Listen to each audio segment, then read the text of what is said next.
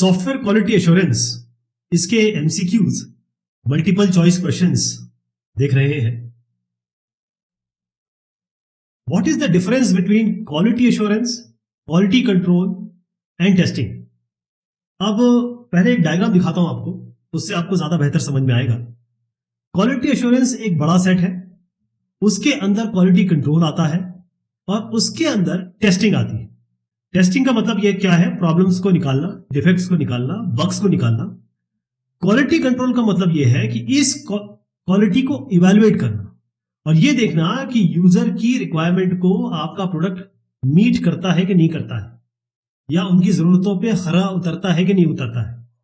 और अगर quality assurance के बारे में बात करें तो यहां पर हम डिफिनीशन और इंप्रूवमेंट दोनों के बारे में बात करते हैं कि क्वालिटी को परिभाषित करना और उसकी बढ़ोतरी करना, उसको इंप्रूव करना, खास तौर पे जो प्रोसेसेस चल रहे हैं और जो प्रोसीजर्स चल रहे हैं, ताकि क्वालिटी मेंटेन रहे।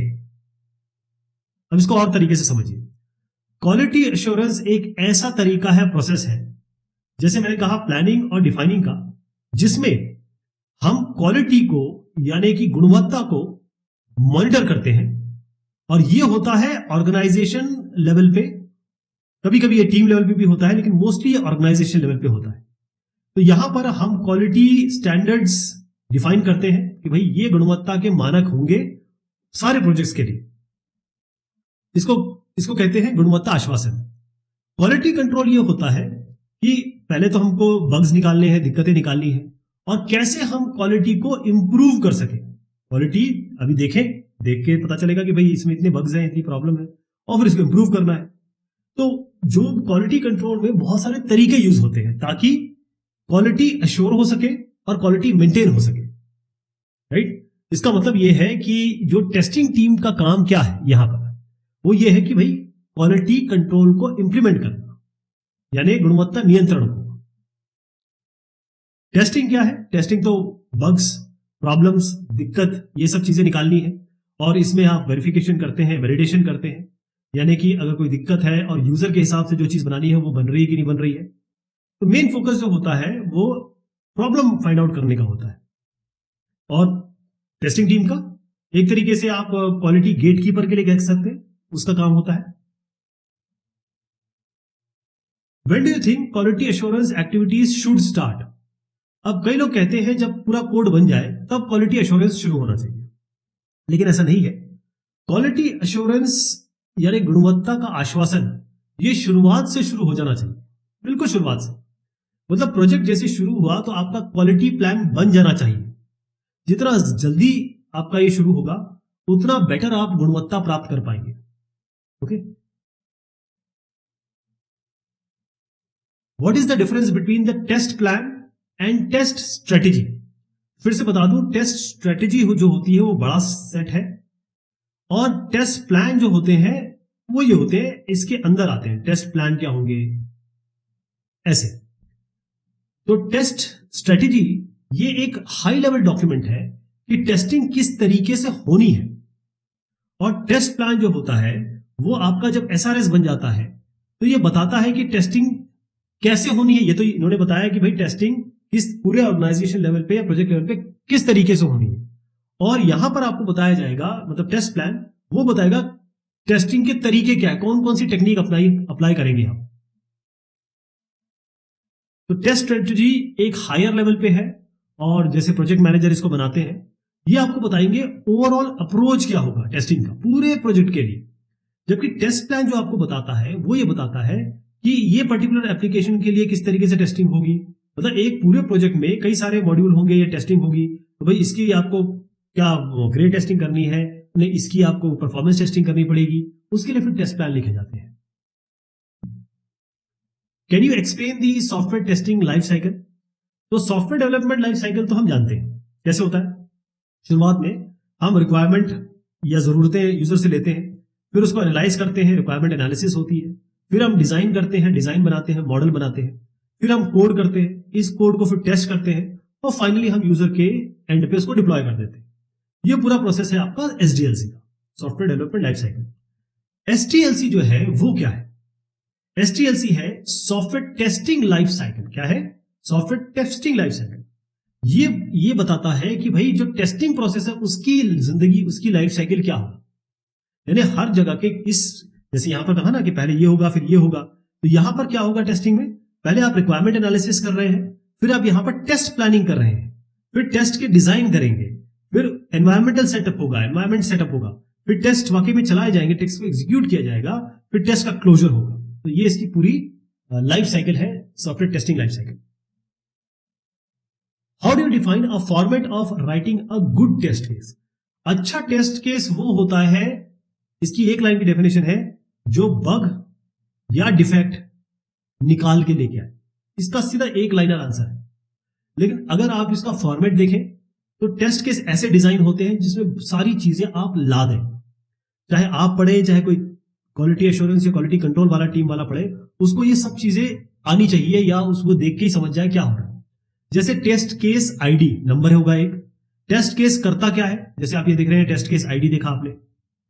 टेस्ट केस का डिस्क्रिप्शन क्या होगा, इसकी सिवियरिटी बतानी पड़ती है, कई बार आप प्रायोरिटी बताते हैं कि क्या प्रायोरिटी है, हाई है, लो है। इसके अलावा आप एनवायरमेंट बताते हैं किस पे इसको चलाना है, बिल्ड वर्जन आप बताते हैं, और स्टेप्स बताते हैं क्या क्या आप करने वाले हैं। आप यहां पर बताएंगे आपका एक्सपेक्टेड रिजल्ट्स क्या है, आप क्या चाहते हैं वो आना चाहिए, लेकिन आप यहां पर ये भी बताते हैं कि एक्चुअल आउटपुट क्या है, आ रहा है। ठीक है जी। तो ये सारी जो चीजें हैं एक अच्छे टेस्ट केस में लिखी जाती हैं। कई में कई चीजें होती हैं, कई में कई चीजें नहीं होती। What is a good test case. एक अच्छा टेस्ट केस वो टेस्ट केस होता है जो दिक्कतें, प्रॉब्लम, बग्स, कोई एरर निकाल के लेके आए। लेकिन इसको थोड़ा सा और मैं एग्जाम्प्लीफाई करूं या एलॉबरेट करूं तो एक अच्छा टेस्ट केस ये होता है जो जिसकी प्रोबेबिलिटी इतनी होती है कि ज्यादा एरर निकाल के ले आए, high probability of detecting errors. ऐसा टेस्ट केस लिख दिया जो एरर निकाल के ही नहीं ला रहा है, तो क्या फायदा हुआ उसका। इसके अलावा कि टेस्ट केसेस जो होंगे, मान लीजिए आपका एक पूरा प्रोग्राम है, उसमें एक ऐसा टेस्ट केस आपने डिजाइन कर लिया जो बहुत सारे पूरे कवरेज को कवर कर ले। मतलब मान लीजिए आपके किलो लाइन ऑफ कोड है 1000 और 500 लाइन के कोड को एक ही टेस्ट केस कवर कर ले, ऐसे टेस्ट केस हमें चाहिए, सबको करने की जरूरत नहीं। इसके अलावा टेस्ट केस जो यहां देखिएगा, अगर आप टेस्ट केस लिख रहे हैं तो आप चाहते हैं ना कि वो सिंपल होता कि आप भी समझ सके, बाकी लोग भी समझ सके। आपको याद रखना है कि आप यूजर के लिए चीजें बना रहे हैं, अपने लिए नहीं। और बार बार एक ही टेस्ट केस को लिखना, वो मतलब पहले सीधे पकड़ना फिर हाथ पलट के पकड़ लेना, वैसे नहीं होना चाहिए।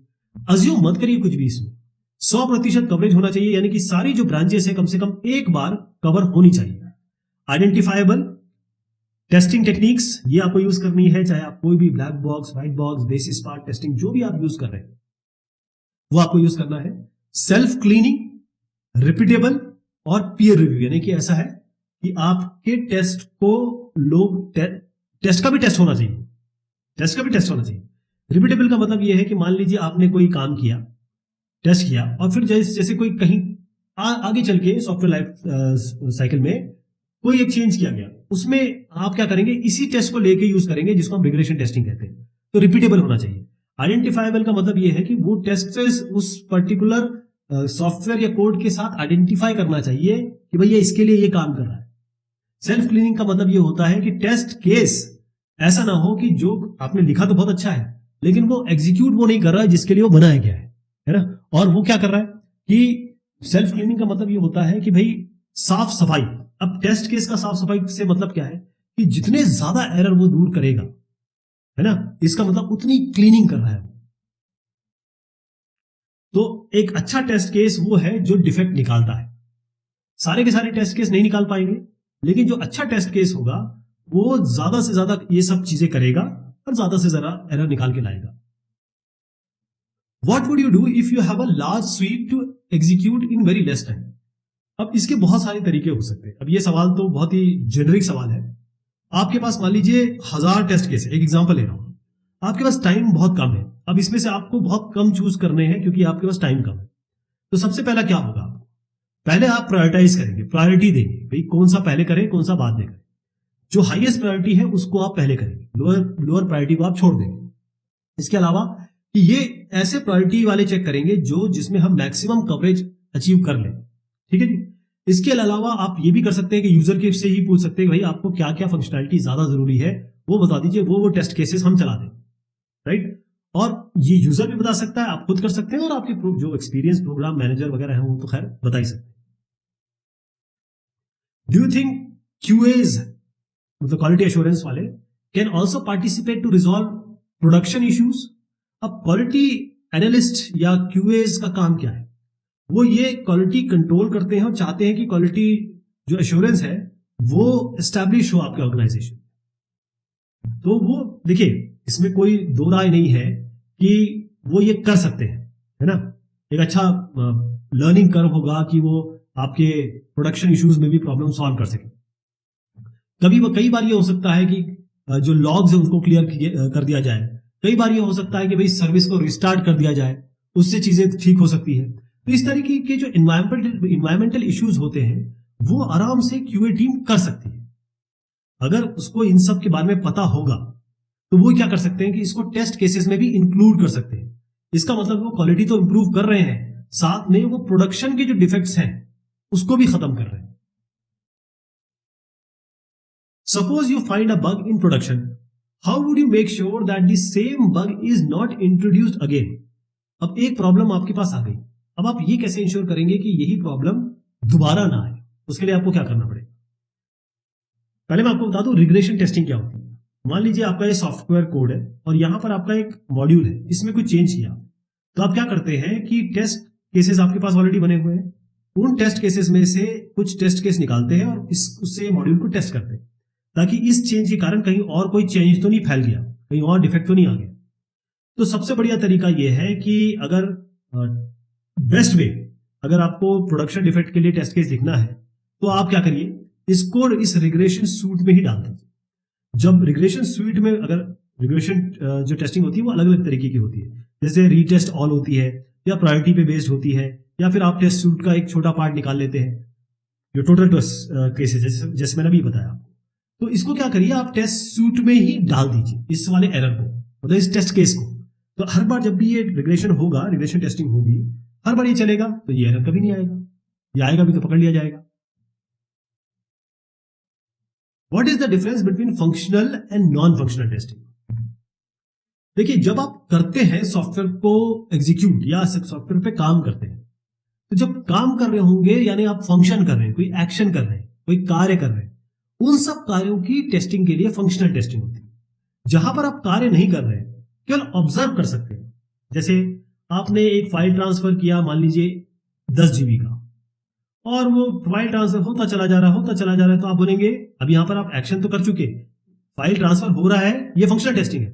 लेकिन फाइल ट्रांसफर धीरे हो रहा है या फास्ट हो रहा है, ये आपकी नॉन फंक्शनल टेस्टिंग है। मैं आपको बता देता हूं, फंक्शनल टेस्टिंग में यूनिट टेस्टिंग आती है, इंटीग्रेशन टेस्टिंग आती है, यूजर एक्सेप्टेंस टेस्टिंग आती है, ऐसी तमाम तरीके की लोकलाइजेशन टेस्टिंग आती है। नॉन फंक्शनल में लोड है, यूजेबिलिटी है, स्केलेबिलिटी है, लोड टाइम है, परफॉर्मेंस टेस्टिंग, इस तरीके की नॉन फंक्शनल टेस्टिंग में आती है। तो मैं इस पे आता हूं, लेकिन मैं पहले आपको थोड़ा सा थ्योरेटिकली बता देता हूं। फंक्शनल टेस्टिंग होती है फंक्शनल एस्पेक्ट से, यानी कि जब एप्लीकेशन रन किया जाएगा, आप एग्जीक्यूट करेंगे उसको, तो ये देखती है कि भाई जो रिक्वायरमेंट एसआरएस है उस स्पेसिफिकेशन से के हिसाब से चीजें काम कर रही कि नहीं कर रही। इसका मतलब यूजर के रिक्वायरमेंट से ये लिंक्ड है फंक्शनल टेस्टिंग। हम जो टेस्ट केसेस बनाते हैं और टेस्ट करते हैं वो इसके हिसाब से करते हैं, और फिर देखते हैं कि भाई टेस्ट केस फेल हुआ या पास हुआ। जैसे मैंने बताया, इसमें आपका रिग्रेशन, इंटीग्रेशन, सिस्टम, स्मोक, ये सारी इसमें आ जाती है। नॉन फंक्शनल टेस्टिंग जो होती है वो फंक्शनल से थोड़ा अलग है, वो रिक्वायरमेंट पे डिपेंड नहीं करती है, बल्कि एनवायरमेंटल फैक्टर पे होती है। अब एनवायरमेंट फैक्टर, जैसे मैंने आपको ये बताया, परफॉर्म कैसे कर रहा है, कितना लोड ये ले पा रहा है, कितना स्ट्रेस ले पा रहा है। खासतौर पे लोड और स्ट्रेस हम वेबसाइट्स वगैरह पे बहुत ज्यादा देखते हैं। तो ये एसआरएस का पार्ट हो भी सकता है, नहीं भी हो सकता है। लेकिन क्वालिटी में ये सारी जो नॉन फंक्शनल एनएफआर जो होती हैं, ये आपकी क्वालिटी स्टैंडर्ड्स में जरूर प्रिस्क्राइब होगी। तो क्वालिटी एश्योरेंस का काम यही होता है कि भाई इसको जरूर चेक करें। वैसे क्वालिटी वाले क्या, डेवलपर भी चेक करता ही करता है इसको, लेकिन मैं जो इनके डिफरेंस है वो आपको बता रहा हूं। अब फंक्शनल टेस्टिंग में सबसे पहली चीज जो है, जितने भी आपके एप्लीकेशन के या सॉफ्टवेयर के ऑपरेशन और एक्शन, मतलब जो कार्य आप कर रहे हैं, अगर आपने फाइल ओपन लिखा है तो फाइल ओपन होनी चाहिए। कितने देर में हो रही है वो अलग बात है, वो यहां पर आ जाए। ये रिक्वायरमेंट पे बेस्ड होता है, एसआरएस पे बेस्ड होता है, ये मैंने आपको बताया। ये यूजर की एक्सपेक्टेशन पे होता है कि मुझे ये सुंदर दिखना चाहिए, अरे ये दाएं हाथ पे होना चाहिए था यार, अरे ये तो 10 लोगों के बाद 11वां आदमी हो गया तो आपका सॉफ्टवेयर तो धीरे काम करने लगा। ये नॉन फंक्शनल में आता है। तो यहां पर हम जब टेस्ट केसेस चलाते हैं तो एक्चुअल और एक्सपेक्टेड रिजल्ट देखते हैं। एसआरएस के हिसाब से कोई रिजल्ट आना चाहिए, आ कुछ और रहा है। यहां पर हम रिस्पॉन्स, स्पीड, जो नॉन फंक्शनल रिक्वायरमेंट्स है उनको देखते हैं। फंक्शनल टेस्टिंग मैनुअल होती है normally, non functional normally automated होती है। फंक्शनल ये फंक्शनैलिटी को टेस्ट करती है, जितने भी फंक्शंस इसमें चल रहे हैं। आपने फंक्शन बनाए होंगे, जैसे जो एक क्लास में जो फंक्शंस लिखे होंगे आपने, वो जब इन्वोक होते हैं उसको आपने चेक किया होगा। नॉन फंक्शनल में कि ये फंक्शनैलिटी चल तो रही है लेकिन ये कैसे चल रही है, अच्छी चल रही है, बुरी चल रही है, धीरे चल रही है, तेज चल रही है। फंक्शनल में ये बताता है कि हमको क्या टेस्ट करना है, और ये नॉन फंक्शनल ये है कि इसको कैसे टेस्ट करना है।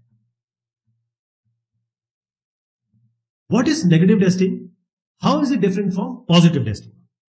देखिए, जब आप किसी के साथ कोई धंधा करने जाते हैं, बिजनेस करने जाते हैं, तो आप कोशिश करते हैं कि आपको बिजनेस मिले, तो आप कितने अच्छे से बात करते हैं। लेकिन आप किसी से लड़ने जाते हैं तो आप क्या करते हैं, आप मोहब्बत से तो बात करेंगे नहीं कि हुजूर आपने ये किया हमें अच्छा नहीं लगा, लीजिए हमारी तरफ से चांट आ लीजिए, ऐसा तो नहीं करते है ना। तो यही नेगेटिव टेस्टिंग और पॉजिटिव टेस्टिंग है। देखिए, पॉजिटिव टेस्टिंग का मतलब क्या होता है, testing is a technique, testing is done with an intent to find error. Testing इसलिए की जाती है कि कोई आपके एप्लीकेशन में प्रॉब्लम है, डिफेक्ट है, बग है, एरर है, उसको निकाला जा सके। पॉजिटिव में यह होता है कि हम ये चाहते हैं कि यूजर को हम वैलिड इनपुट दें, सही इनपुट दें, और हम ये देखें कि सही काम कर रहा है कि नहीं कर रहा है रिक्वायरमेंट के हिसाब से।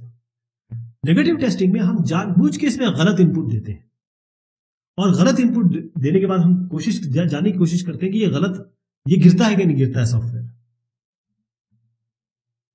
यहां देखिए, आप नेगेटिव टेस्ट का मतलब आप गलत इनपुट दे रहे हैं और सिस्टम एरर दिखा रहा है। पॉजिटिव टेस्ट का मतलब ये होता है आप वैलिड इनपुट दे रहे हैं और इसमें सही रिजल्ट आ रहा है। अब आप देखिए, नेगेटिव टेस्टिंग ये ऐसा तरीका है जिसमें हम ये जानने की कोशिश करते हैं कि सिस्टम, अगर हम इनवैलिड इनपुट, गलत इनपुट दे रहे हैं, हमको पता है कि हम गलत इनपुट दे रहे हैं, तो सिस्टम क्या एकदम धराशायी हो जाता है, या आपको बहुत मोहब्बत से बताता है कि सर गलत इनपुट है, थोड़ा सही डाल दीजिए। जैसे अगर आपने कोई इनवैलिड डेटा डाला इस टेस्ट बॉक्स में, ठीक है, हम नेगेटिव की बात कर रहे हैं, तो ये इसको एक मैसेज दिखाना चाहिए कि भाई एक मैसेज प्रॉम्प्ट आना चाहिए। ऐसे नहीं कि अबॉर्ट रिट्राई ढंग से कोई एरर आ जाए, हमको यूजर को समझ में ही ना आए। तो नेगेटिव टेस्टिंग, ये जो थोड़ा सा पॉजिटिव टेस्टिंग थोड़ी अलग है नेगेटिव टेस्टिंग से, क्योंकि जो पॉजिटिव टेस्टिंग है वो ये देखती है कि जो सिस्टम से एक्सपेक्टेड था वो कर रहा है कि नहीं कर रहा है, तो इसमें हम सही इनपुट देते हैं। ओके, ये दोनों में अंतर है। How would you ensure that your testing is complete and has good coverage. अब इसका एक सीधा बड़ा सवाल है। प्रेसमैन की किताब आप देखें, राजीव माल की देखें, समरविल देखें, तो उन्होंने ये कहा है कि टेस्टिंग कब कंप्लीट होती है। टेस्टिंग कभी भी कंप्लीट नहीं होती है। एक बहुत अच्छी बात कही किसी ने कि टेस्टिंग कंप्लीट नहीं होती है, वो सॉफ्टवेयर टीम या डिपार्टमेंट से वो यूजर के कंधे पे चली जाती है, आप अपना बोझ इसके सर पे डाल देते हैं, बस इतना होता है। दूसरा, एक बुक में लिखा है कि टेस्टिंग जो है वो तब कंप्लीट हो जाती है जब आपके पास आप कॉस्ट ओवररन कर जाते हैं, जेब में पैसा नहीं होता है, या टाइम आपके पास अब बचता नहीं, यही है। अब कब ये टेस्टिंग कंप्लीट हुई, इसका जवाब तो मैंने दे दिया। And has good coverage. Good coverage का मतलब ये है कि सॉफ्टवेयर में जितने भी आपके कंडीशनल, जैसे कंडीशनल को आप ऐसे समझिए, जितने भी इफ एल्स हैं, जितने भी आपके डू वाइल्स हैं, जितने भी आपके वाइल हैं, जितने भी आपके आप स्विच केस हैं, इस तरीके के जो भी कंस्ट्रक्ट है जहां पर मल्टीपल ब्रांचिंग हो सकती है, वो सारे ब्रांच आपने कम से कम एक बार कवर कर लिया। तो आप देखिए, दो चीजें मैं दिखा रहा हूं, ये आपका आरटीएम है और ये टेस्ट कवरेज है। देखिए, पहले आपको मैं बता दूं, इसको क्लियर कर देता हूं। ये रिक्वायरमेंट ट्रेसेबिलिटी मैट्रिक्स, ये आरटीएम जो आप कह रहे हैं, और ये टेस्ट कवरेज मैट्रिक्स कुछ नहीं है, ये बस आपका टेबल है, मतलब रोज और कॉलम्स वाला। ये हमें बताएगी कि हमारा टेस्ट जो है वो कंप्लीट हो गया कि नहीं हो गया है, और हमने पूरा कवरेज कर लिया कि नहीं कर लिया। ये चीज रिक्वायरमेंट ट्रेसेबिलिटी मैट्रिक्स हमको बताती है कि क्या हमने जो एसआरएस में सारे रिक्वायरमेंट दिए हैं, यूज केसेस दिए हैं, या यूजर की जो सारी रिक्वायरमेंट है वो पूरी चेक कर ली है कि नहीं कर ली, वो आरटीएम से पता चल जाएगा। देखिए रिक्वायरमेंट 1 चेक हो गया, रिक्वायरमेंट 2 चेक हो गया, ये चीज। कवरेज मैट्रिक्स जो है वो आपको ये बताती है कि जो टेस्ट केसेस है वो आपने पूरे अप्लाई कर लिए कि नहीं कर लिए। कहने का मतलब ये है कि coverage matrix will help us to determine that the test cases are enough to study और satisfy all the identified test conditions in RTM. अब आपने क्या किया कि आपने यहां पर इस रिक्वायरमेंट के लिए ये टेस्ट लिखे, ठीक। अब ये जो टेस्ट लिखे, क्या आपने यहां पर इस ये जो टेस्ट केस है, मान लीजिए आपने ये टेस्ट केस लिखा इस रिक्वायरमेंट के लिए, रिक्वायरमेंट 1। अब ये जो टेस्ट केस आपने लिखा रिक्वायरमेंट 1, ये एक यूज केस है और ये मान लीजिए कोई फंक्शन है और उस फंक्शन के अंदर जितने भी आपके अलग अलग ब्रांचेस बन सकती है वो सब आपने यहां लिख दिए। तो इस टेस्ट के लिए, इस पर्टिकुलर TC01 के लिए क्या आपने ये कर लिया है टेस्ट कवरेज, सारे के सारे कवरेज कर लिए हैं, सारे के सारे ब्रांच कवर कर लिए हैं, if and condition, logic condition सारी चेक कर ली है, वो ये बताता है। What are the different artifacts you refer to when you write the test cases? जब आप टेस्ट के केसेस लिखते हैं तो आप क्या क्या रेफर करते हैं, कौन कौन सी किताब, कौन कौन से डॉक्यूमेंट आप देखते हैं, वो ये सवाल है। तो जब आप इस तरीके का एक टेस्ट केस लिखते हैं तो आपके पास सबसे इंपॉर्टेंट है SRS, सॉफ्टवेयर रिक्वायरमेंट स्पेसिफिकेशन। इसके अंदर आपने यूज केसेस लिखे होंगे। अगर आप एजाइल वाले हैं तो यूजर स्टोरीज होंगी। यूजर जिस चीज पे एक्सेप्ट करेगा वो एक्सेप्टेंस क्राइटेरिया आपको पता होना चाहिए कि भाई देखो, अगर हमने यूजर का एक्सेप्टेंस क्राइटेरिया लेना है तो हमको टेस्ट केसेस ऐसे बनाने चाहिए जो एक्सेप्टेंस टेस्ट केसेस के हिसाब से हो, वरना फेल हो जाएगा। इसके अलावा फंक्शनल रिक्वायरमेंट स्पेसिफिकेशन, जो मैंने कहा कि डॉक्यूमेंट जो SRS है वो ये आप देख रहे हैं, वायर फ्रेम्स होते हैं, ऐसे UAT टेस्ट भी होता है। अब इसको हम बाद में बात करेंगे, लेकिन अभी फिलहाल ये वाले हमारे डॉक्यूमेंट्स या ये वाली चीजें हम रेफर करते हैं। यूजर एक्सेप्टेंस टेस्ट ही है वैसे। Have you ever managed writing the test cases without having any documents? आप इसका उत्तर ये दे सकते हैं, हाँ मैंने ये किया है। ऐसा पॉसिबल है कि बगैर किसी डॉक्यूमेंट के भी हम टेस्ट केस लिख सकते हैं। पहली चीज तो ये है कि आपको फिर बात करनी पड़ेगी, कोलैबोरेट करना पड़ेगा। देखिए, ये जो आपके जो बिजनेस एनालिस्ट है या डेवलपमेंट टीम है, उनसे आपको बात करनी पड़ेगी। क्वालिटी एनालिस्ट भी होते हैं ऐसे, आपको मेल्स देखनी पड़ेगी, पिछले जो यूज केसेस हैं, जो रिग्रेशन टेस्ट सूट्स बनाए गए हैं वो देखने पड़ेंगे। अगर कुछ नया आया है, कोई नई टेक्नोलॉजी है, तो उसमें देखेंगे कहां कहां से क्या क्या टेस्ट हो सकते हैं, और उसके बाद डेवलपर के साथ बैठेंगे और फिर देखेंगे कि कैसे चेंजेस हो रहे हैं, उस चेंजेस के कारण क्या क्या इफेक्ट हो सकता है। इस तरीके से आप टेस्ट कंडीशन लिखेंगे और वो आपके एनालिस्ट को या फिर स्टेक होल्डर्स को, ताकि उसको वो रिव्यू कर सके। एक दूसरा तरीका आपको बताता हूं। जब आपके पास एक ऐसा कोड होता है जिसको मेंटेन करना होता है और आपके पास इसके पास कोई सपोर्टिंग डॉक्यूमेंट नहीं है, तो आप क्या करते हैं, आप जाते हैं इसका निकालने की कोशिश करते हैं डिजाइन में। क्यों निकालते हैं आप? क्योंकि आप कर रहे होते हैं रिवर्स इंजीनियरिंग। क्या कर रहे होते हैं? Reverse engineering. डिजाइन से फिर क्या निकालते हैं आप? उसके बाद SRS। फिर जब SRS निकल जाता है तो नए चेंजेस को डाल के आप क्या करते हैं, फिर आप डिजाइन बनाते हैं, फिर आप कोडिंग करते हैं। तो ये क्या हो गया? Forward engineering.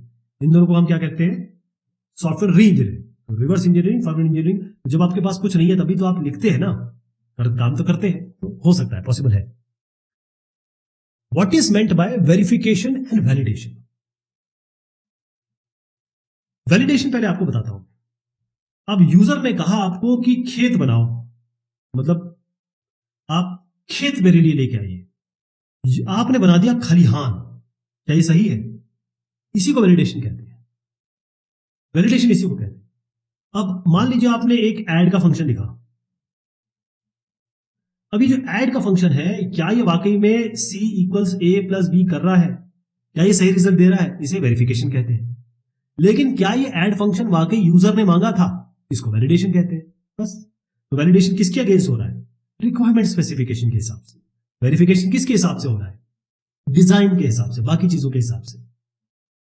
यहां मैं एक एक करके डिफरेंस इसके बताऊंगा आपको, लेकिन पहले देखिए कि वैलिडेशन वो प्रोसेस होता है जिसमें हम देखते हैं कि जो आपका फाइनल प्रोडक्ट बन रहा है वो क्या SRS के हिसाब से या यूजर की रिक्वायरमेंट के हिसाब से या बिजनेस की नीड के हिसाब से आपने बनाया है कि नहीं बनाया। ओके, हम ये कोशिश करेंगे कि जैसे स्मोक टेस्टिंग करें, इसमें फंक्शनल टेस्टिंग करें, रिग्रेशन टेस्टिंग वैलिडेशन में होती है, सिस्टम टेस्टिंग होती है, ये सारे वैलिडेशन में हो सकती है। वेरिफिकेशन का मतलब ये होता है कि जब आप SDLC में बढ़ रहे हैं तो इसमें बहुत सारे वर्क प्रोडक्ट बनेंगे, जैसे आपका रिक्वायरमेंट स्पेसिफिकेशन होगा, डिजाइन होगा, आपका कोड होंगे, बहुत सारी चीजें बनेंगी इसमें। इन सब को चेक करना क्या ये सही बने हैं, है ना। ताकि आप सही तरीके से फाइनल प्रोडक्ट की तरफ जा रहे हैं, इसको वेरिफिकेशन कहते हैं। अब आप देखिए एक एक करके डिफरेंस। वेरिफिकेशन जो होता है वो सीधा सा मतलब है क्या आप अपना सॉफ्टवेयर सही तरीके से बना रहे हैं, और वैलिडेशन का मतलब है क्या आप सही सिस्टम बना रहे हैं जो यूजर को चाहिए। वेरिफिकेशन का जो मेन ऑब्जेक्टिव ये है कि भाई जो रिक्वायरमेंट है और डिजाइन स्पेसिफिकेशन है उसके हिसाब से हमें चलना है, और वैलिडेशन का मतलब ये है कि यूजर की जो रिक्वायरमेंट है, जरूरत है, उसके हिसाब से चलना है, वो उसके हिसाब से आपको काम करना है। वेरिफिकेशन में आपका रिव्यू हो सकता है, मीटिंग हो सकती है, इंस्पेक्शन हो सकती है ना, ये भी तरीके हैं टेस्टिंग के। वैलिडेशन का में आपको प्रॉपर टेस्टिंग करनी पड़ती है, मतलब black box testing, white box testing, grey box testing, ऐसी तमाम टेस्टिंग करनी पड़ती है। वेरिफिकेशन में आपको जो है केवल जो आउटपुट आ रहा है, जैसे मैं भी आपको बताया कि आप आउटपुट देखना है ये एडिशन हो रहा है कि नहीं हो रहा है, तो ये वेरीफाई करता है कि इनपुट के हिसाब से आउटपुट आ रहा है कि नहीं आ रहा है। अब वैलिडेशन ये चेक करता है कि क्या यूजर इस सॉफ्टवेयर को या इस फंक्शनलिटी को एक्सेप्ट करेगा कि नहीं करेगा। वेरिफिकेशन में आप सारी आइटम्स को देखते हैं, क्योंकि ये पूरे एसडीएलसी लाइफ साइकिल में चल रहे हैं, तो आप प्लान देखते हैं, इसका रिव्यू करेंगे, इसकी मीटिंग होगी, इसका इंस्पेक्शन होगा, एसआरएस का होगा, डिजाइन स्पेसिफिकेशन का होगा, कोड का होगा, टेस्ट का भी वेरिफिकेशन होगा। यहां पर आप एक्चुअल प्रोडक्ट का वैलिडेशन करेंगे कि सॉफ्टवेयर जो है वो उस तरीके से बनाया गया नहीं बनाया गया है जो यूजर चाहता है। वेरिफिकेशन में मोस्टली माना जाता है कि ये जो है स्टैटिक प्रोसेस है, मैनुअल चेकिंग की जाती है डॉक्यूमेंट और फाइल्स की। वैलिडेशन में ये होता है कि हम जो डेवलप प्रोडक्ट है उसका अलग अलग तरीके से वैलिडेशन करते हैं कि भाई यूजर एक्सेप्टेंस टेस्ट, कि भाई यूजर के एक्सेप्टेंस कैसे टेस्ट बनाएगा, वो बनाएगा रिक्वायरमेंट के हिसाब से, तो उसके हिसाब से हम काम करें और यूजर फिर से एक्सेप्ट करे। What are the different verification techniques you know? तो वेरिफिकेशन टेक्निक्स पहले मैं आपको बता दूं कि जो स्टैटिक टेस्टिंग टेक्निक्स होती हैं इसमें कई तरीके के रिव्यूज होते हैं, इनफॉर्मल हो सकता है, फॉर्मल हो सकते हैं। फॉर्मल रिव्यू में आपका वॉक थ्रू होता है, मतलब बस आपने थोड़ा नजरों से देख लिया। टेक्निकल रिव्यू होता है, हर चीज प्रॉपर देखी जाएगी। इंस्पेक्शन होगा, यानी कि एक एक चीज को संभल के प्रोडक्ट वाइज देखा जाएगा। अब आप देखिए जो अलग अलग वेरिफिकेशन की टेक्निक है, वेरिफिकेशन का जो तरीका होता है मोस्टली स्टैटिक होता है।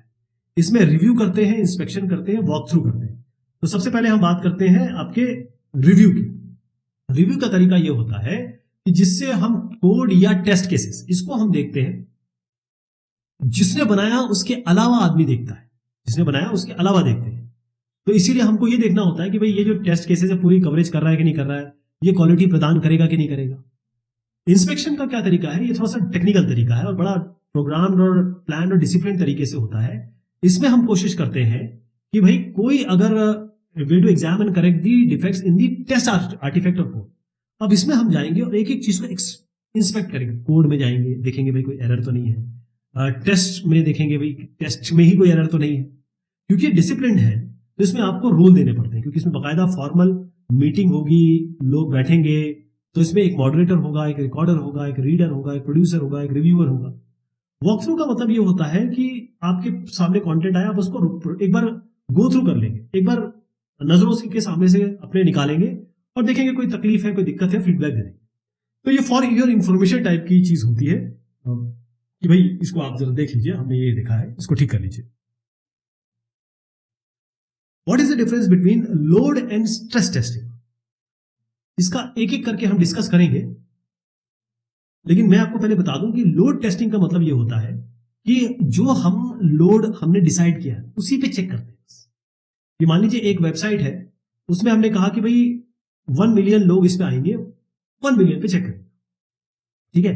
अब अगर आप सॉफ्टवेयर की बात करें तो इसमें रिसोर्सेज हो सकते हैं, मेमोरी हो सकती है, बहुत सारे लोग एक साथ इसको एक्सेस करें, ये हो सकता है लोड टेस्टिंग। स्ट्रेस टेस्टिंग का मतलब ये होता है कि अब इस पोजीशन जहां तक कि हमने कहा है कि यहां तक ये चलेगा, उसके बाद टेस्टिंग करते हैं कि सॉफ्टवेयर पे जब वाकई में स्ट्रेस दे दिया जाए तब ये कैसा बिहेव करता है। हमने क्या किया कि हमारे पास मान लीजिए एक चेयर है, ऐसी चेयर है, तो इसकी 4 टांगे हैं, एक हमने हटा दी, फिर देखते हैं कैसे गिरता है, 2 हटा दी, किस पॉइंट पे ये चेयर एकदम गिर जाएगी। ये हमारा स्ट्रेस टेस्टिंग होता है। हम इसके रिसोर्सेज जैसे मेमोरी है या बाकी चीजें इसको हटाने की कोशिश करते हैं, यानी उस लेवल तक जाते हैं जहां पर हम रिसोर्स धीरे धीरे निकालें, जैसे मैंने कहा एक एक पैर चेयर के निकालें जहां पर ये गिर जाएगा और सिस्टम कैसे बिहेव करेगा। अब इसका मैं फॉर्मली आपको एक एक करके बताता हूं।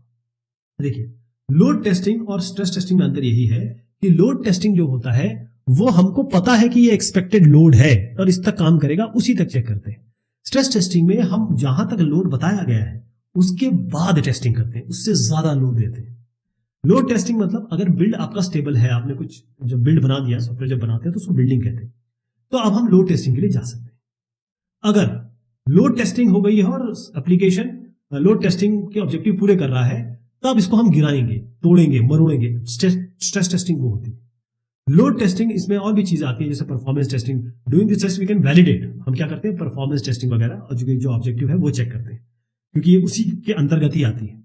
स्ट्रेस टेस्टिंग का मतलब ये होता है कि हम टिप ऐसा ब्रेकिंग पॉइंट देखेंगे जिसमें सॉफ्टवेयर वाकई में गिर जाएगा, खत्म हो जाएगा। वो कहेगा भाई हमसे हो गया, अब हमें रिस्टार्ट करिए, या फिर इससे आगे नहीं हो पाएगा। लोड टेस्टिंग में हम ये जानना चाहते हैं कि एप्लीकेशन का बिहेवियर क्या है, इस काम पे, इस चीज पे क्या होता है। यहां पर हम ये कह रहे हैं कि भाई ये वाकई में कब गिर रहा है, जैसे शॉर्ट टर्म मेमोरी लीक्स, ये सारी चीज स्ट्रेस टेस्टिंग में आती है। In case you have any doubts regarding your project, how do you approach. तो बड़ा बेसिक सा सवाल है, इसमें क्या करना होगा, आप पहले देख लीजिए जो आपके पास कंटेंट है उसको पढ़ लीजिए, ये आप कर सकते हैं। अगर अभी भी प्रॉब्लम है तो सुपरवाइजर से सीनियर के पास चले जाइए, बिजनेस एनालिस्ट बीए के पास चले जाइए, आप उनसे पूछ सकते हैं, डेवलपमेंट टीम के पास जा सकते हैं, और फिर सीधा ये है कि मैनेजर से पूछें या फिर स्टेक होल्डर से पूछ लीजिए जो यूजर है। ये सारे तरीके हैं, क्योंकि डाउट अगर क्लियर नहीं किया, अगर रिक्वायरमेंट एनालिसिस का काम ही यही होता है, इस सारी रिक्वायरमेंट को क्लियर करना, अनएम्बिगुअस और बगैर एनोमली के बनाना। Have you used any automation tools, तो आप इसमें बहुत सारे टूल्स के बारे में बात कर सकते हैं। अगर आप नॉर्मल सी प्लस प्लस, और अगर आपके पैसा वैसा हो तो आप LDRA वगैरह खरीद सकते हैं, रैशनल IBM के रैशनल टूल्स है वो कर सकते हैं। लेकिन अगर आप यूज करना चाहें, बताना चाहें, जैसे अलग अलग वेब बेस्ड है तो उसके लिए अलग है, C++ है उसके लिए अलग है, पाइथन है उसके लिए अलग, अलग अलग चीज के लिए अलग अलग है। जैसे टेस्टिंग विज हो गया, सेलेनियम खासतौर पे वेब बेस्ड के लिए यूज होता है, ऐसे ही आपका जेटकिंस है और टेस्टक्राफ्ट है। तो ये तमाम मैंने लिस्ट तो दी है, लेकिन ये आपको देखना पड़ेगा कि आपका एप्लीकेशन के हिसाब से आपको बताना पड़ेगा, भाई मेरे एप्लीकेशन के हिसाब से मैंने ये टेस्टिंग की और ये टूल्स यूज किए हैं ऑटोमेशन के लिए। How do you determine which piece of software requires how much testing. तो इसके लिए हम यूज करते हैं साइक्लोमेटिक कॉम्प्लेक्सिटी। साइक्लोमेटिक कॉम्प्लेक्सिटी के का निकालने का तरीका ये है, वो तो मैं भी बताऊंगा एग्जाम्पल से। इसके अलावा ये आपको बहुत सारी चीजें बता देता है। पहली चीज कि आपका जो सॉफ्टवेयर कोड है, या फिर जो आपने एल्गोरिथम लिखा है, या फिर आपने कोई फ्लो चार्ट बनाया है, DFD बनाई है, तो उससे पता चलता है कि प्रोग्राम कितना टेस्टेबल है, कितना वो लोगों को समझ में आ रहा है और कितनी रिलायबिलिटी है। ओके, इसमें क्या होता है, साइक्लोमेटिक कॉम्प्लेक्सिटी जितनी ज्यादा होगी, इसका मतलब ये है उतना ज्यादा आपका कॉम्प्लेक्स सॉफ्टवेयर है। इससे क्लियर ये चीज निकल के आएगी, इसका मतलब उतनी ज्यादा आपको टेस्टिंग करनी पड़ेगी। अगर आपका साइक्लोमेटिक कॉम्प्लेक्सिटी का नंबर कम आता है तो ये है कि आपका सॉफ्टवेयर कम कॉम्प्लेक्स है और इसमें टेस्टिंग कम करनी पड़ेगी, या सही तरीके से टेस्टिंग हो सकती है। ठीक है जी। तो अभी मैं आपको ये तरीका बता रहा हूं, साइक्लोमेटिक कॉम्प्लेक्सिटी से हमको क्या मिलता है, ये बताता है अपर बाउंड कि कितने नंबर ऑफ टेस्ट केसेस आपको बनाने पड़ेंगे। साइक्लोमेटिक कॉम्प्लेक्सिटी एक नंबर निकाल के देती है आपको कि ये इतने टेस्ट केसेस आपको बनाने पड़ेंगे, और उसका नंबर आपको बताया जाएगा। देखिए कैसे होता है। अब आपके पास मान लीजिए ये आपका एल्गोरिथम है, या फिर आपका DFD है, फ्लो चार्ट है। इससे आपको पता चल रहा है कि इफ एल्स कहाँ है, आपको पता चल रहा है डू वाइल कहाँ है, कहाँ लगाने पड़ेंगे, यानी ब्रांचिंग वगैरह पता चल रही है। तो इसमें क्या होता है कि जब हम ये पूरे बना लेंगे, इसमें क्या होता है कि अगर कोई नॉर्मल इंस्ट्रक्शंस है जिसमें कोई ब्रांचिंग वगैरह नहीं है, उसको हम कंबाइन करके एक ही कर देते हैं। तो हो सकता है कि ये 5 इंस्ट्रक्शन हो सकता है ये 100 इंस्ट्रक्शन हो। जहां पर आपका इफ एल्स डू वाइल ये सब लगेंगे, वहां पर ये चीज आती है, जो आप देख रहे हैं ना, जो डिसीजन मेकिंग। और इसको इस तरीके से नहीं, इस तरीके से बनाया जाता है, लेकिन चलिए मैं आपको बता देता हूं। इसमें ये जो है इनको हम कहते हैं एजेस, ये जो आपको गोले दिख रहे हैं इनको हम कहते हैं नोड। तो एजेस और नोड्स इसमें गिन लीजिए, E-n+2 कर दीजिए, वो आपको साइक्लोमेटिक कॉम्प्लेक्सिटी निकाल के देगा। इस पूरे में अगर देखेंगे तो एज आपके 12 है, नोड आपके 8 है, E-n+2 करेंगे तो 6 आ जाएगा। ये कितना हो गया 6। ये अपर बाउंड है कि 6 टेस्ट केसेस तो आपको बनाने ही पड़ेंगे। प्रेडिकेट मेथड है। प्रेडिकेट मेथड का मतलब ये होता है कि आपको ये देखना है वो सारे नोड्स जिसमें 2 या 2 से अधिक ब्रांचेस मतलब एरोज निकल रहे हैं।